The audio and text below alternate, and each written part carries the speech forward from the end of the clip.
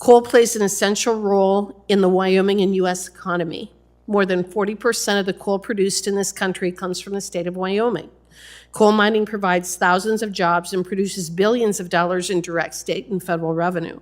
Coal production helps fund our schools, our hospitals and clinics, and other essential services. Aside from the hundreds of millions of dollars Wyoming coal provides for the state, it also contributes hundreds of millions in royalties to the federal government. Despite all of the contributions of the coal economy to the prosperity and progress of this nation, this administration has perpetuated a lie that coal production is the problem. They have fed the American people a false narrative that so-called green energy is reliable.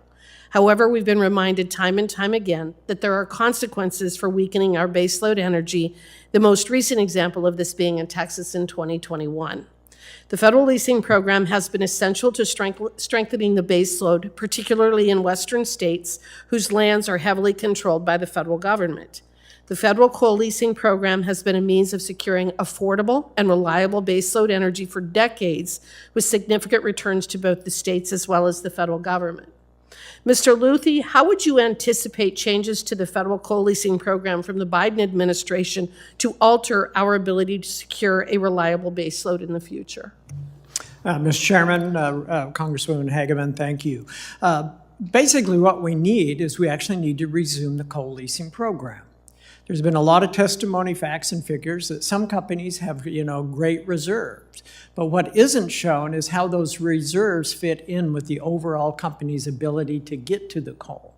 I'll give you a slight example. As you move forward with coal, as you take the coal out of the mines, as you well know, you also start your reclamation on the back end.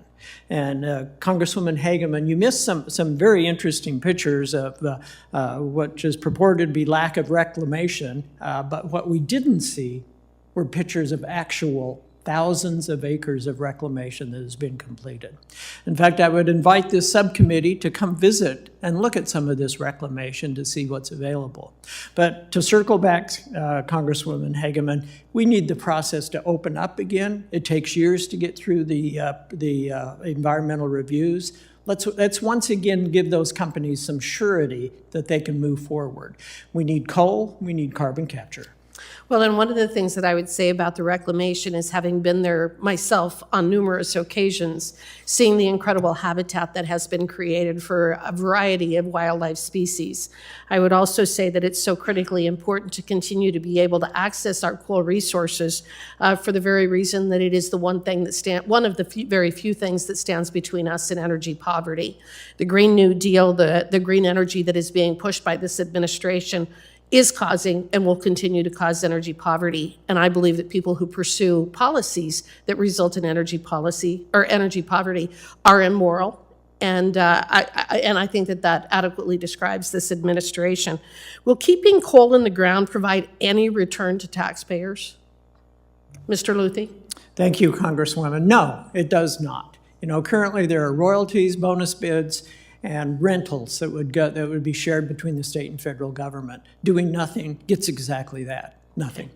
Mr. Adams, in the current state of the market, we have been hearing a lot from Wyoming coal companies that the onerous bonus bid process of having to pay hundreds of millions up front is a huge hurdle for new leasing.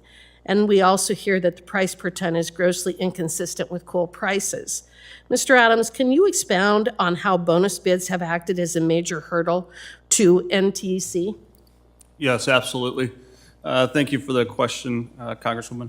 The way the process works right now is they're on a lease by application or a lease by modification. Application is a larger swath of coal that I would obtain. A modification is a smaller bid. In this case, I'm going to talk about a lease by modification because I can shoehorn in one of the experiences that we're actually dealing with right now with the BLM. The way it works is that a company goes and applies for more coal. For example, in 2016, we went and applied for a very small tract of land, or small tract of coal, just 15 million tons. It was very small. And we obtained that.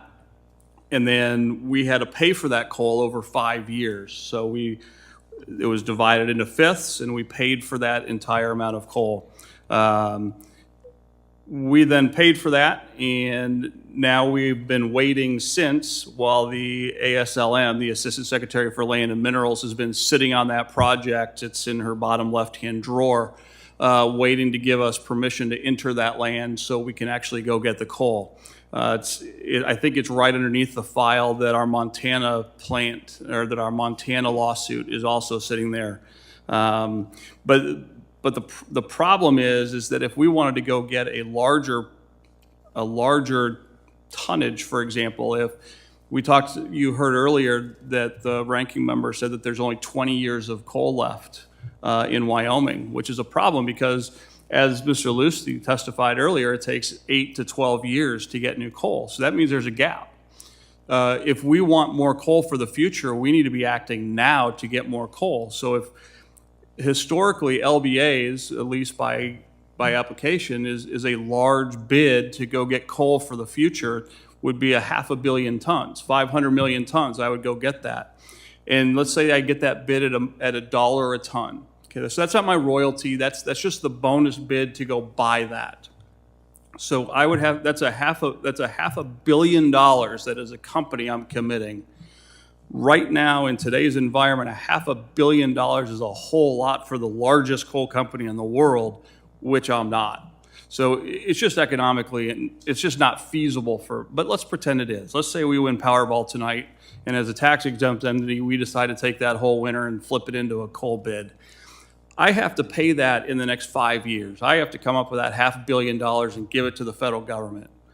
Then I'm going to wait 8 to 12 years before I can put a shovel in the ground in hopes of getting a penny of revenue from that coal. So I have a 3 to 8 year gap after paying $500 million. That doesn't make sense. That's not an investment that if I'm a public company, I can take to my shareholders and keep my job. It just doesn't. That's just not an investment that makes sense in today's day and age. We have to be able to reform that. And then after I get that, then we're talking about the royalties. And I'm making all of my expenses along the way to develop that land. I still have all my consulting fees, my legal fees, all my development fees. I got to get my overburden removal taken care of. There's so many expenses between here and there. The economic burdens of getting to that new coal and getting that new ton, it's just an overwhelming prospect, and margins are nowhere close to what they were decades ago. The economic realities of being a coal miner and providing energy for America today, we just don't understand. The general public doesn't understand anymore of what it is. It's a very difficult business. Well, Mr. Adams, I thank you for that answer. I know that we're out of time, but I think what you've described is that our government has become the enemy of the people. It's something we need to fix, and we'll work on it. I also would like to invite the committee to come to Wyoming to see the beautiful work we do to make everybody's life better.